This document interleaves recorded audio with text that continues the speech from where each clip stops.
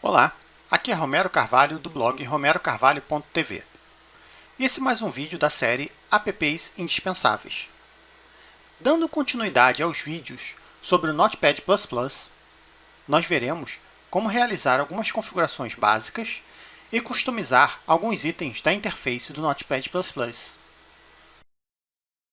No vídeo anterior, nós vimos como instalar o Notepad++, como restaurar as configurações de fábrica, realizar backup e restauração das configurações. Nesse vídeo, nós vamos ver como customizar alguma das opções do Notepad++, facilitando a nossa vida no dia a dia. Para que possamos visualizar melhor as alterações das configurações, eu vou abrir alguns arquivos PHP e HTML.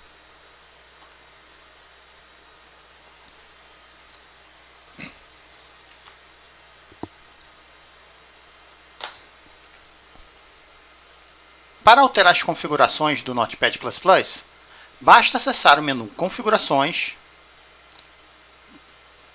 Preferências.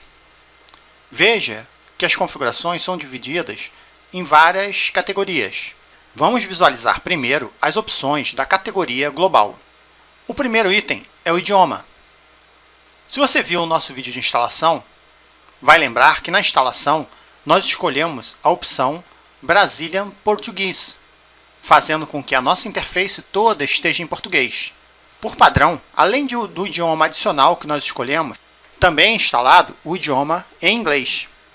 Aqui nós podemos trocar por todos os idiomas instalados. Eu posso ter vários idiomas instalados. Veja como fica. Imediatamente ao trocar para inglês, todas as opções do menu são traduzidas. Se eu voltar para português, novamente tudo é traduzido para português. Em seguida, nós temos opções referentes à barra de ferramentas. Nós podemos ocultar.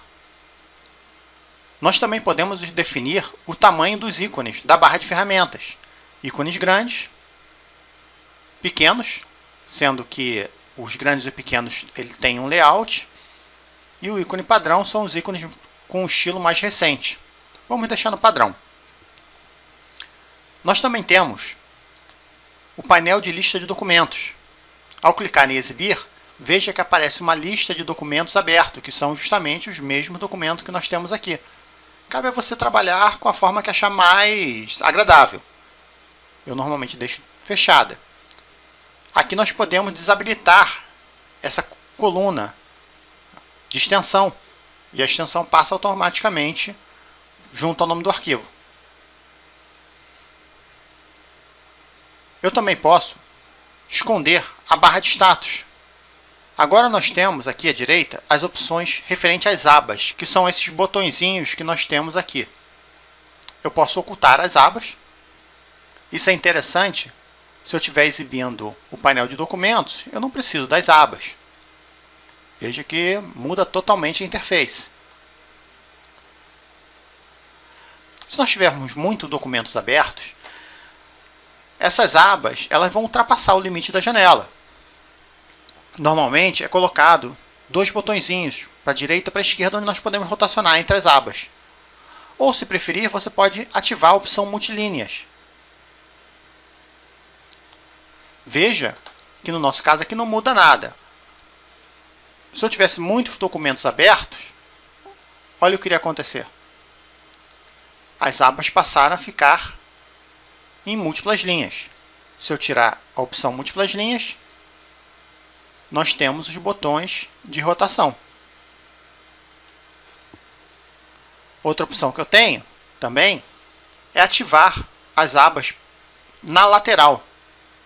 Por padrão, as abas elas estão reduzidas para caber mais abas na tela. Nós desmarcando essa opção, elas ficam em tamanho maior.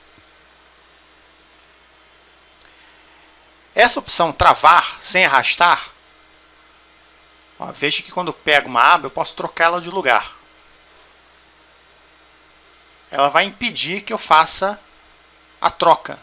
Ou seja, minhas abas vão estar sempre na mesma posição. Escurecer abas inativas.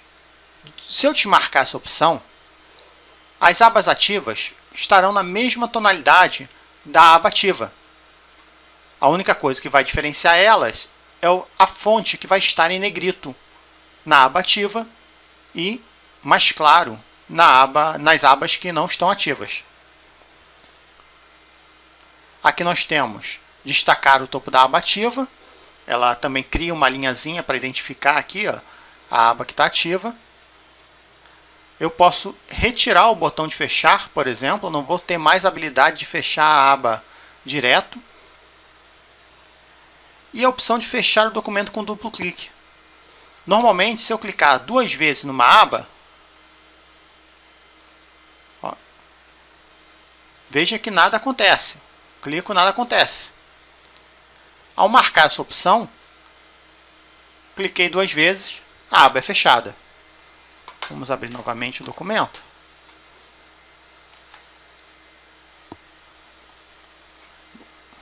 Também é possível ocultar a barra de menu. Ao clicar nessa opção aqui, o nosso menu desaparece.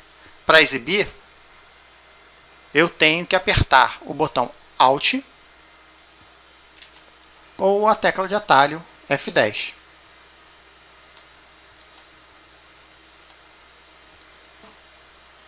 Em seguida, nós temos as opções referentes ao editor.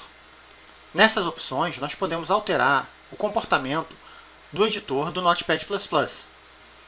As primeiras opções são referentes ao cursor. Veja que eu posso aumentar o tamanho do cursor, fazendo com que ele fique mais visível, ou transformar ele num bloco, por exemplo. Outra opção é aumentar o intervalo da piscada. Aqui eu vou diminuir.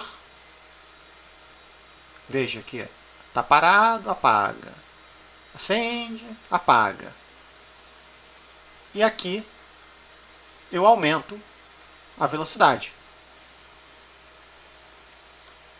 Uma outra opção muito interessante do Notepad++ é a possibilidade de eu alterar simultaneamente 2 posições de texto. Por exemplo, veja que eu tenho public-html e aqui public-html. Vamos habilitar a multi-edição e vamos ver. Veja que ele fala Ctrl Mouse. Eu clico onde eu quero editar primeiro e em seguida eu aperto Ctrl. Note que agora nós temos 2 cursores piscando. Ao editar, ó, ele está alterando nos 2 lugares.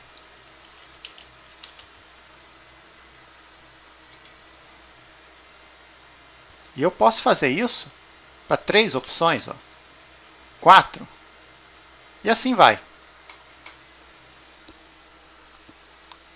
Nós também podemos mudar o estilo do marcador de margem. O que é o marcador de margem? O marcador de margem, na verdade, é esse quadradinho com essa linha que define onde começa e termina uma tag, uma chaves, um parêntese. Por exemplo, vamos olhar esse arquivo HTML.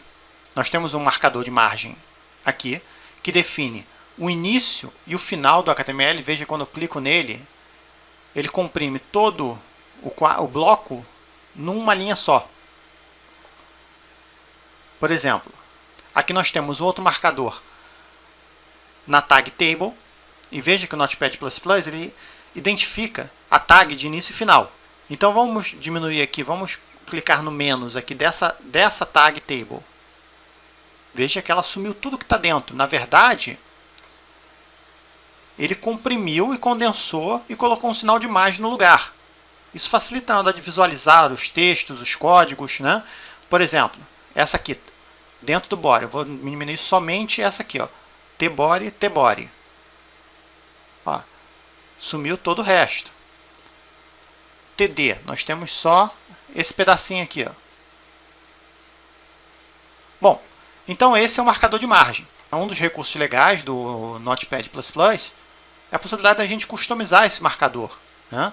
No caso, nós temos uma caixa, um quadradinho. Nós podemos transformar ele num círculo, numa seta, ou um marcador simples, apenas com um sinal de mais e menos.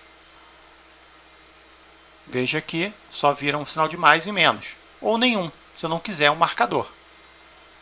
Eu vou deixar em círculo.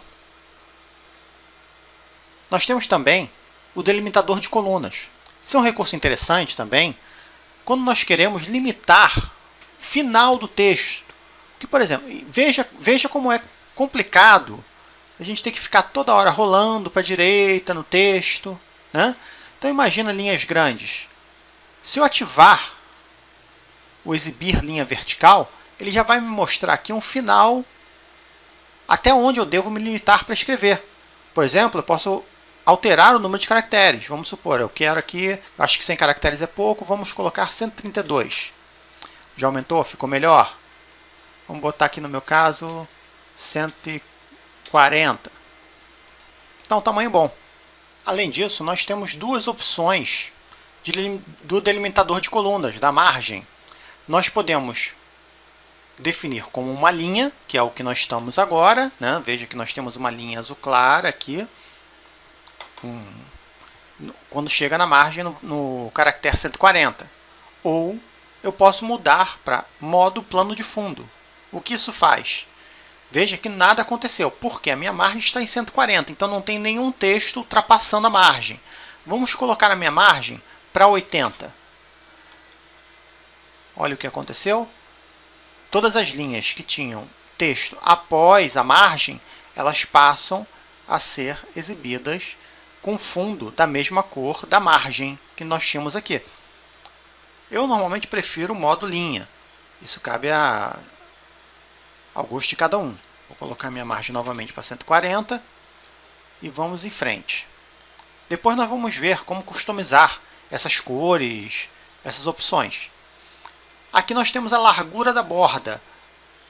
O que é essa largura da borda? Veja, vamos aumentar. Nós estamos com 2. A largura da borda eu coloquei no máximo. É essa borda que tem entre as abas, né, entre todo o quadro e o editor, né? Vamos deixar isso aqui em 2 mesmo, padrão. Se eu preferir, eu posso eliminar essa borda. Eu não quero borda, para quê? É só uma questão de estilo.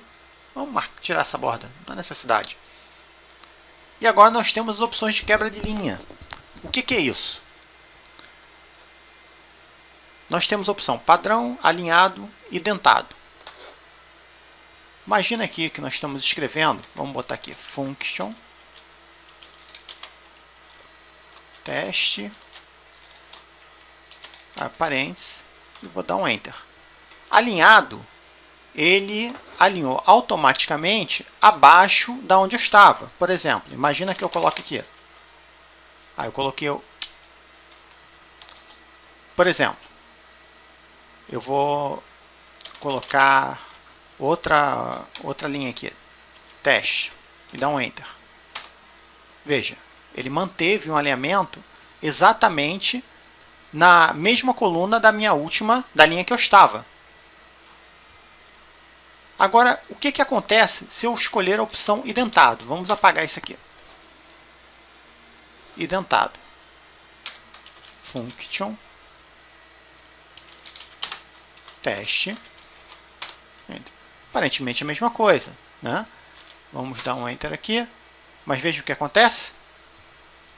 Ele automaticamente, quando eu dei enter nas chaves, ele me jogou para a próxima indentação.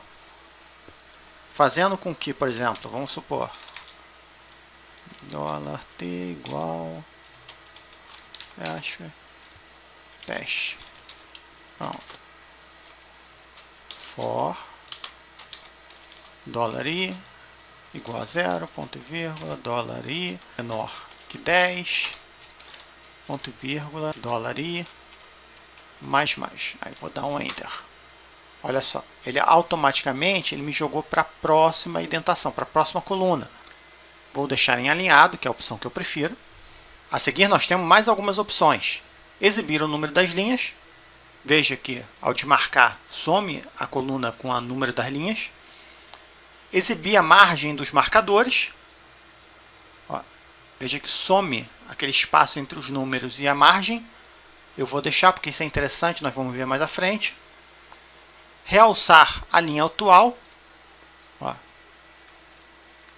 Veja que a nossa linha selecionada, ela passa a não estar mais realçada. Habilitar fonte suave é só uma opção que vai mudar o estilo da fonte interna. Como o meu vídeo já está com essas opções, então você vê que não faz muita diferença.